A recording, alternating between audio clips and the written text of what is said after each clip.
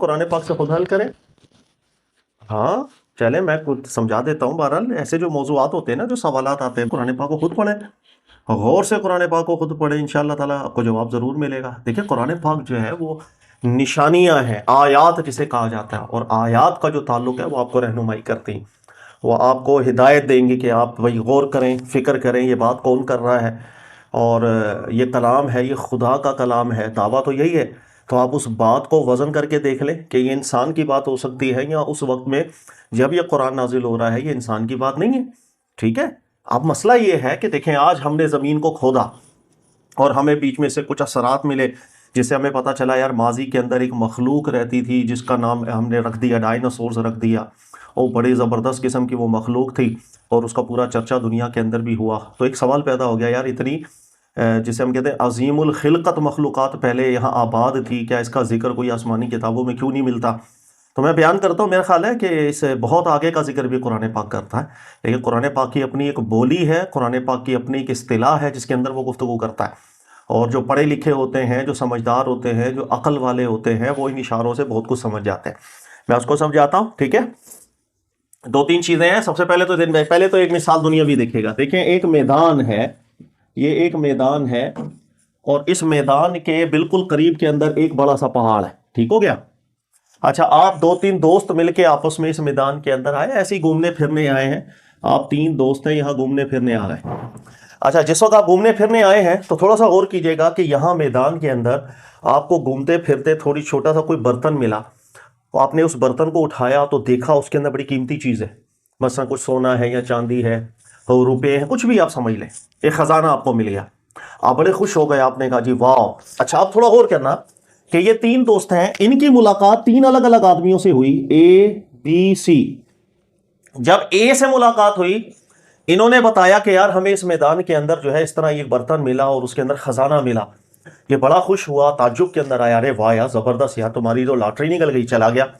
اسی طرح بی سے ملاقات ہوئی تو بی نے بھی اسی طرح تعجب کا اظہار کیا، کہہ رہے بڑے خوش قسمت ہے، آپ لوگ یہاں پر آئے ہیں اور آپ کو خزانہ مل گیا. لیکن جب سی سے ملاقات ہوئی، یہ ایک فرد تھا، جب سی ان کو ملا اور دوستوں نے کہا کہ یار ہمیں یہاں میدان کے اندر دیکھو ایک برتن ملا جس میں خزانہ ہے، تو اس فرد نے ان کو کہا کہ یہ خزانہ تو تمہیں مل چکا ہے، لیکن اس میدان کے اندر ابھی تم نہیں جانتے کہ کیا کیا اور کچھ ہے موجود ہے. یہ جملہ سی نے کہا. پھر وہ دوست تھوڑے تعجب کے اندر آ گئے، انہوں نے کہا اچھا جی اس میدان کے اندر اور بھی کچھ ہے.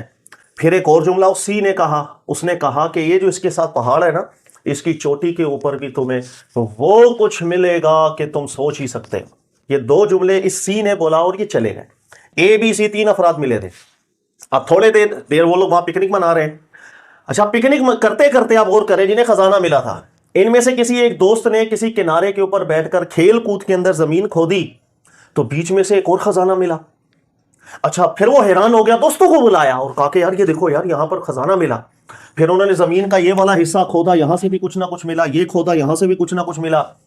تو جب یہ ان کو بہت کچھ اس میدان سے ملنا شروع ہو جائے گا تو اب مجھے بتائیں یہ تین دوست آپس میں بیٹھ کے جب گفتگو کر رہے ہوں گے تو اے کے بارے میں کیا کہیں گے، بی کے بارے میں کیا کہیں گے، اور سی کے بارے میں کیا کہیں گے؟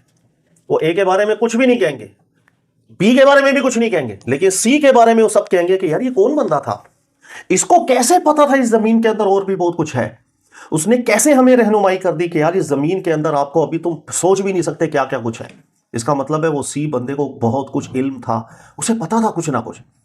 اب جب ان کو یہاں کی صداقت مل گئی تو یہ تین دوست آپس ایک دل ان کا مطمئن ہو جائے گا کہ یار اسی سی فرد نے کہا تھا سامنے ایک پہاڑ ہے اور اس کی چوٹی کے اوپر بھی تمہیں وہ کچھ ملے گا اور تم سوچ بھی نہیں سکتے، تو وہ بات بھی اس کی سچی کہیں نہ کہیں ہوگی. تو یہ میں نے دنیاوی مثال آپ کو اس لیے دی ہے، انسان عقل مند ہے اور اس کو جھنجھوڑنے کے لیے بہت ہوتا ہے، ٹھیک ہے، اس کو ہدایت دینے کے لیے اتنی مثال بہت ہے. قرآن پاک کے ایک اپنا انداز ہے بات کرنے کا. بیٹا قرآن پاک اس طرح کا وہ آیات دکھاتا ہے، وہ نشانیوں کی طرف توجہ کراتا ہے. جب آپ کی توجہ جائے گی تو اس کے بعد آپ کے دروازے خود ہی کھل جاتے ہیں آپ کے. اب دیکھیں اللہ رب العزت نے قرآن پاک جب یہ نازل ہو رہا ہے، آج سے آپ چلے جائیں 1400 سال پہلے جب قرآن پاک نازل ہو رہا ہے، اس وقت کی جو قوم آباد ہے سامنے، ان کے سامنے گھوڑے ہیں، اونٹ ہیں، خچر ہیں، یہ سب جانور ایسے ہیں جو ان کے سامنے جن کو وہ عام طور پر دیکھتے ہیں. اس مقام کے اوپر قرآن پاک کی ایک آیت نازل ہوتی ہے تو آپ دیکھیں کہ آج تک وہ آیت کس قدر ریلیونٹ موجود ہے. آج سائنسی ترقی ہونے کے باوجود بھی اللہ تعالیٰ نے بیان کیا، سورہ نحل ہے، آیت نمبر 8 ہے، آپ پڑھیے گا۔ اللہ تعالیٰ بیان کرتے ہیں والخیل والبغال والحمیر لترکبوها وزینہ، کہ تم دیکھو اپنے سامنے کہ تمہارے کتنی مخلوقات ہیں، یہ گھوڑے ہیں، یہ خچر ہیں، یہ اس قدر تمہارے سامنے جو نعمتیں اللہ کی ہیں، لترکبوها وزینہ، اس سے تمہاری دنیا کی زینتیں بھی ہیں، تمہارے لیے یہ بار برداری کے کام بھی کرتے ہیں، سواری کے بھی کام آتے ہیں، اللہ اپنی نعمتیں گنوا رہے ہیں۔ لیکن ساتھ ہی اللہ تعالیٰ نے ارشاد فرما دیا وَيَخْلُقُ مَا لَا تَعْلَمُونَ، لیکن یاد رکھو یہ وہ نعمتیں جو تمہیں سب نظر آ رہی ہیں، لیکن اللہ کی مخلوقات کتنی ہیں، مَا لَا تَعْلَمُونَ، تم ابھی کچھ بھی نہیں جانتے۔ اللہ نے اپنی کتنی مخلوقات پیدا کی ہوئی ہیں، ماضی میں کی ہیں، ابھی کر رہا ہے، آگے کریں گے، یعنی تمہیں ابھی علم کچھ بھی نہیں۔ اب یہ مثال اپنے ذہن میں رکھے گا کہ انہیں ایک چند چیز ملی تھی دوستوں کو، لیکن ایک سی بندے نے آ کر کہا تھا تمہیں ابھی کچھ بھی نہیں ملا، ابھی تو بہت کچھ موجود ہے۔ قرآن پاک نے اس طرح رہنمائی دی، کہا کہ یہ جتنے جانور تم دیکھ رہے ہو اس کے علاوہ اللہ کی مخلوقات کتنی ہیں تمہارے علم میں نہیں آ سکتی۔ اب کچھ اور آیتیں ہیں جس کا ربط ہم ملائیں گے، دیکھیے گا ہر دور کے حساب سے قرآن ریلیونٹ ہو جاتا ہے، یہ اس کلام کی بڑی عجیب سی شان ہے۔ اچھا، آج سائنسی ترقی بہت ہو چکی ہے، آپ کو معلوم ہے کہ ہم نے اس دنیا کے اندر انسانوں نے اپنی محنت کی، اور آپ کو معلوم ہے لگ بھگ 2 سے 2.5 لاکھ جانداروں کی دریافت کر چکے ہیں بابا، یعنی انسان دیکھ چکا ہے الگ الگ ٹائپ کے جاندار، تقریباً 2.5 لاکھ کے قریب۔ لیکن اس کے باوجود بھی سائنسدان معلوم ہے کیا کہتے ہیں کہ صرف اس دنیا کی مخلوقات کے بارے میں ابھی ہم نے ایک معمولی سا حصہ ہی دریافت کیا ہے، ابھی بہت بڑا حصہ جسے ہم کہتے ہیں کہ ایک تھوڑا سا حصہ صرف ہم نے دیکھا۔ اس کی وجہ یہ کہ مائکروسکوپک مخلوقات کتنی ہیں ابھی تو اس کا اندازہ ہی نہیں لگایا جا سکا، گہرے سمندر کے اندر کتنی مخلوقات ہیں ابھی تو ہم جا بھی نہیں سکیں، اسی طرح گھنے جنگلات کے اندر ابھی کتنی مخلوقات آباد ہیں ابھی کچھ معلوم نہیں۔ لہٰذا آج سائنسی ترقی ہونے کے باوجود اتنی زیادہ، پھر بھی یہ جملہ سائنسدانوں کے منہ سے نکلتا ہے کہ ابھی ہمیں کچھ بھی پتہ نہیں ہے۔ تو قرآن کی آیت اس طرح ریلیونٹ ہو جاتی ہے بیٹا کہ جو تمہیں نظر آ رہا ہے یہ کچھ نہیں، وَيَخْلُقُ مَا لَا تَعْلَمُونَ، اللہ کی تو ابھی اتنی مخلوقات ہیں کہ تمہیں علم ہی نہیں ہے اس چیز کا۔ ٹھیک ہو گیا؟ اچھا، اب یہ ایک آیت اپنے ذہن میں رکھیں، جو مثال آپ کو دی وہ بھی ذہن میں رکھیں۔ اب اس کے علاوہ یہ تو دنیا کی مخلوق ہے، تو دنیا میں ماضی میں کتنی مخلوقیں گزری، آگے کتنی آئیں گی، ابھی کتنی ہیں، اس کے لیے بھی اللہ تعالیٰ نے رہنمائی کی۔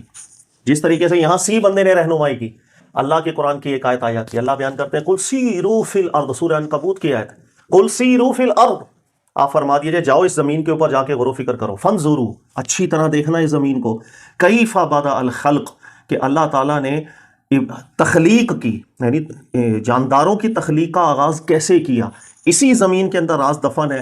سیرو، جاؤ زمین کو گھومو، غور سے زمین کا معائنہ کرو، تمہیں بہت کچھ ملے گا۔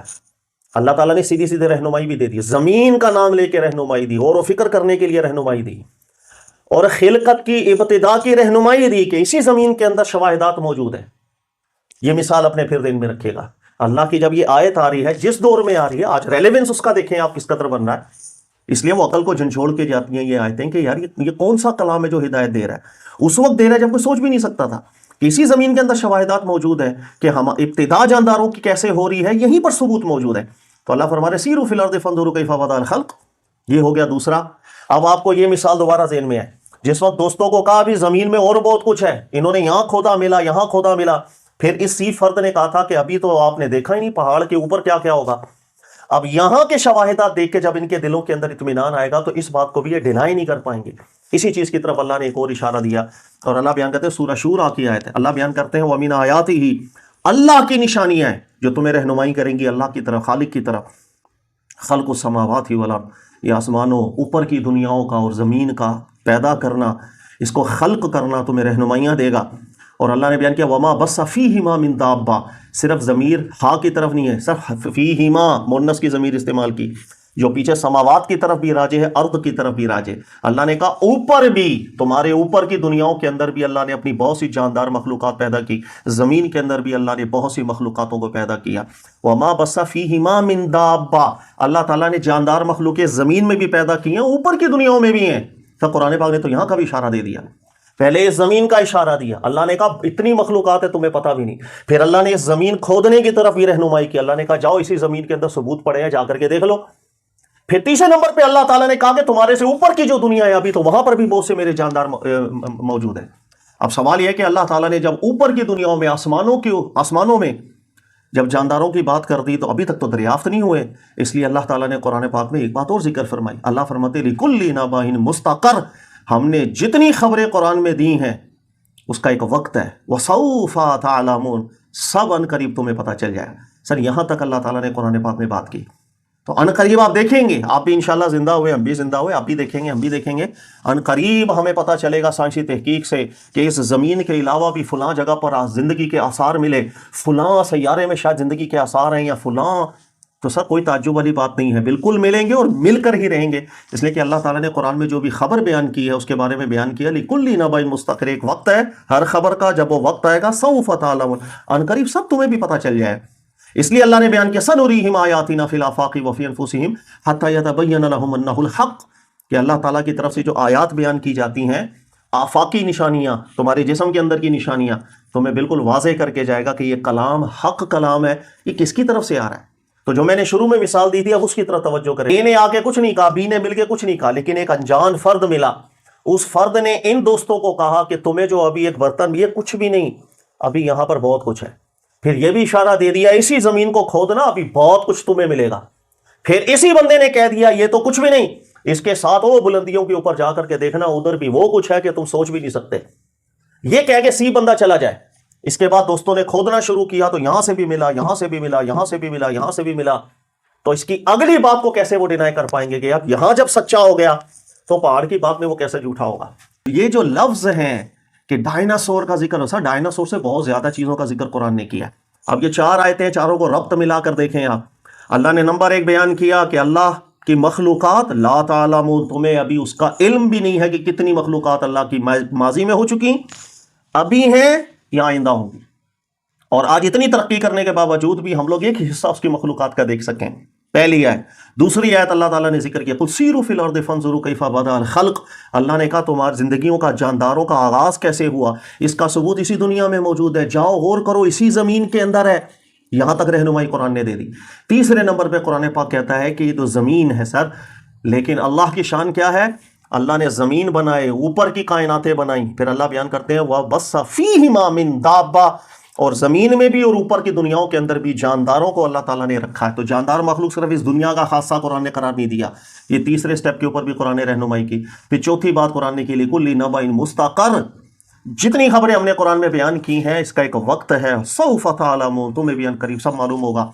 لہذا پھر استدلال قرآن کرتا ہے آخرت کے اوپر کہ جب یہاں کی ہر بات سچی ثابت ہوگی تو آخرت کی بھی جو باتیں قرآن کر رہا ہے کہ قیامت آئے گی تو وہ بھی سچ ہی ہوگا، وہ جھوٹ نہیں ہوگا۔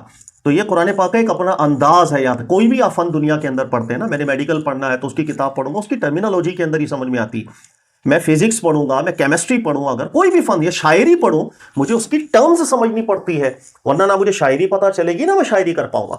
اسی طرح جب قرآن پاک کو ہم پڑھتے ہیں تو قرآن پاک کی اپنا ایک انداز ہے، اپنی ایک بولی ہے، اپنا ایک اصطلاح ہے، اس اصطلاح کے اندر قرآن پاک سمجھا جاتا ہے، وہ اپنی نشانیاں بیان کرتا ہے۔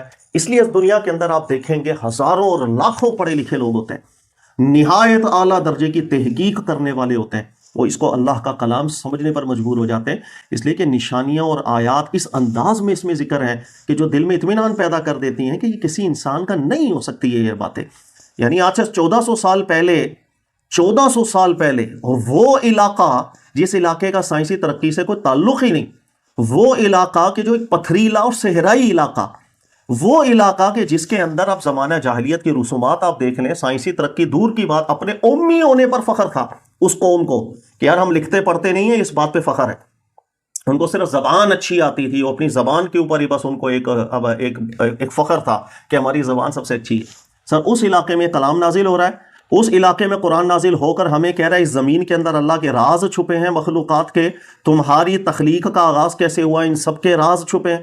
اس دور کے اندر قرآن کی آیت نازل ہو کے کہہ رہی ہے یہ دنیا تو کچھ بھی نہیں، ابھی تو اوپر بھی اللہ کے جاندار ہیں۔ اور پھر تیسرے نمبر پہ کہتے ہیں ہر خبر کا ایک وقت ہے، بہت کچھ تمہیں بھی پتہ لگے گا۔ پھر قرآن ذکر کرتا ہے کہ اتنی نشانیاں قرآن پاک ذکر کرتا ہے تو وہ ایک عقل کو متاثر ضرور کرتا ہے۔ اس لیے یہ جو کلام ہے یہ خود دلالت کرتا ہے، یہ کسی انسان کا کلام نہیں، اللہ ہی کا کلام ہے۔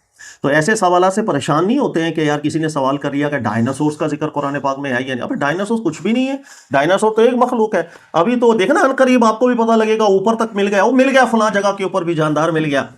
تو یہ آیت یاد رکھیے گا، اللہ تعالیٰ نے بہت پہلے ذکر کیا ہے کہ اس دنیا میں بھی اور اوپر بھی جاندار ہیں اور اللہ تعالیٰ کی بہت سی مخلوقات آباد ہیں. ٹھیک، جب کبھی ایسے سوالات ہوں تو قرآن پاک کو پھر پڑھا جاتا ہے، اس نظر سے ہی پڑھا جاتا ہے. قرآن کو اس کی اصطلاح میں پڑھیں گے تو بہت کچھ آپ کو ملے گا. ٹھیک ہے، ہدایت بھی ملے گی، دل میں اطمینان بھی پیدا ہوتا ہے، اور یہ جو ایک اضطراب پیدا ہوگا اس کے بعد اطمینان کی طرف بھی قرآن پاک لے کے جاتا ہے. یہ اللہ کا کلام ہے، اطمینان دے کے ہی جائے گا، اس لیے کہ اللہ ہی کے ذکر کے اندر دلوں کا سکون ہوتا ہے، اطمینان کی، کہ ورنہ بے چینی ہے. ورنہ تو انسان ساری زندگی بے چینی گھومتا چلا ہے، یہ ہو کیا رہا ہے، ہوا کیسے، کیا، کوئی توجہ نہیں، صرف یہ جواب نکلتا ہے بس ہو رہا ہے، خود ہی ہو رہا ہے. یعنی ایک عاقل ہو کر انسان یہ جواب نکالتا ہے بس ہو رہا ہے، سبھی خود ہی ہوتا چلا جا رہا ہے. تو یہ عاقلوں والا جواب نہیں ہے.